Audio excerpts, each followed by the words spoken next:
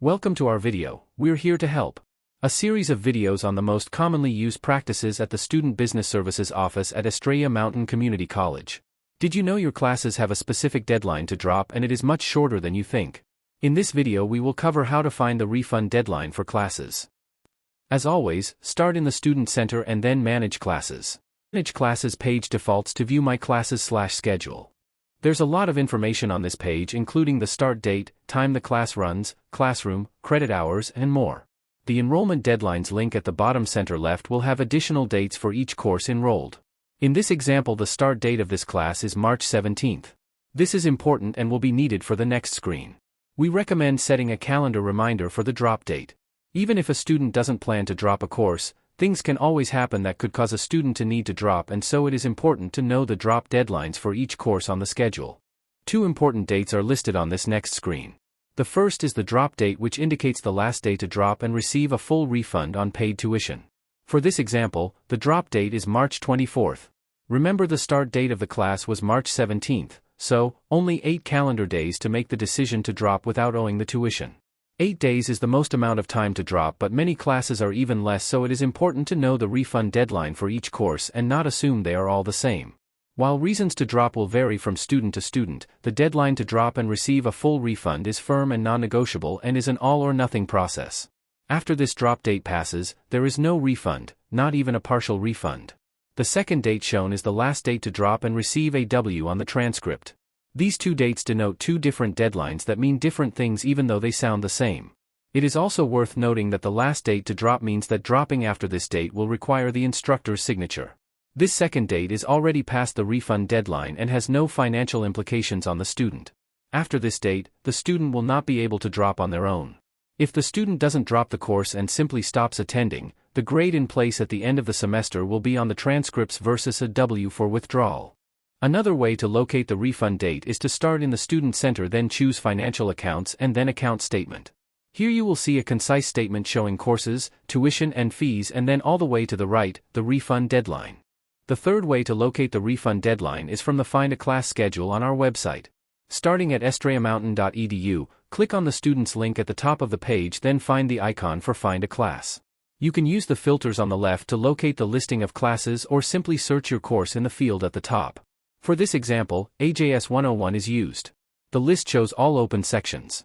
Click on the class number or title of the class to open up the class details. Once you click on the class, a new window appears with more detailed course information, similar to the class/schedule page from your Student Center.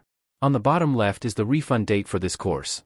If all else fails, students can call or chat Student Business Services or Admissions and Records to retrieve their official drop dates for specific courses.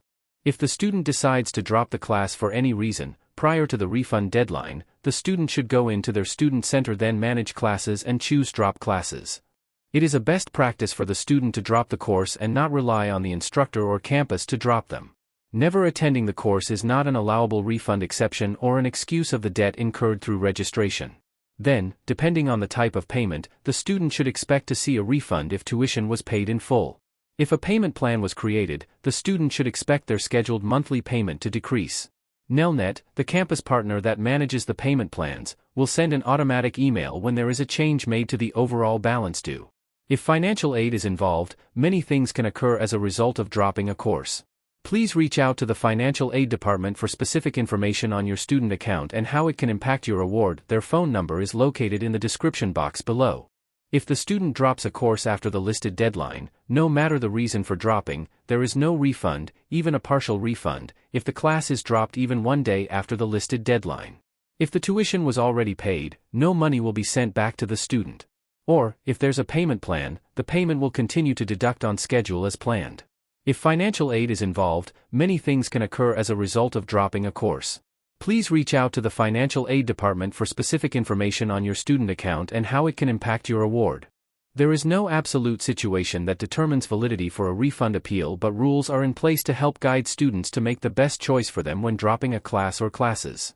Students who may be experiencing academic difficulty in a course are encouraged to seek assistance with the instructor or through other student services available on campus. Students who may be experiencing difficulty with an instructor should follow the instructional grievance policy as listed in the college catalog. The student can fill out a refund exception form online. There is a link in the description box below. Have any documentation ready to attach that supports the reason for dropping, such as medical records for the time period in question. This process can take up to 4 weeks before a decision is rendered. When a decision is made, the student is notified via email to their student email account. If the initial refund appeal is denied, the email will have an additional link to reach out to the Director of Student Services. Thank you for watching. Remember, Student Business Services is here to help with all matters related to your student account. We can be reached by phone, email, in person, or via chat. Find our contact info in the description box below.